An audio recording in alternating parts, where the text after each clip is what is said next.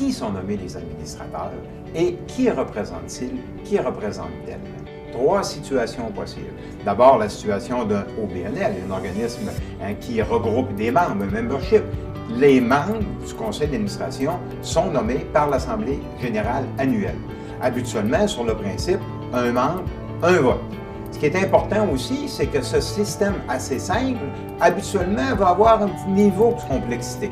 Par exemple, on peut dire qu'une région, par exemple, que les membres ont l'obligation de nommer au moins une personne qui représente la région de Montréal ou la région de Québec.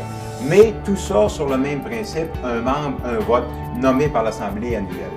Un comité aviseur d'entreprise. Vous savez, le comité aviseur est certainement la formule la plus simple. Comment ils sont nommés? Ils sont nommés au moment où on en a besoin, n'importe quand pendant l'année.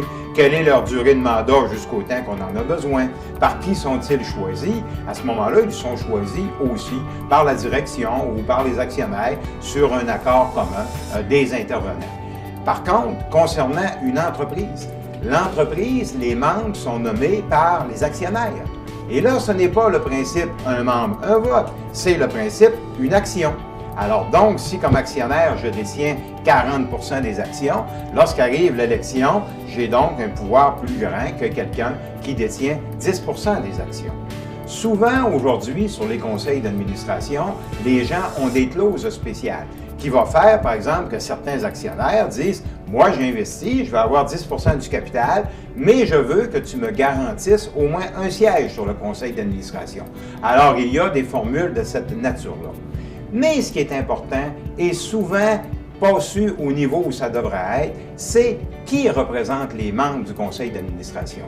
Ils sont nommés, vous comprendrez, par un des actionnaires ou sur pression d'un actionnaire. Mais fondamentalement important, lorsqu'on devient membre d'un conseil d'administration, on est là pour représenter l'ensemble des actionnaires, voire plus, avoir une vision aussi qui nous permet de considérer d'autres parties. Les employés, de considérer des aspects comme l'environnement, comme la communauté. Et c'est donc dire que le président de conseil ne doit jamais accepter un administrateur qui vient publiquement dire « je suis nommé par un groupe, je représente le groupe et je suis ici pour défendre son intérêt ». Ce n'est pas la responsabilité d'un bon administrateur de conseil d'administration d'entreprise.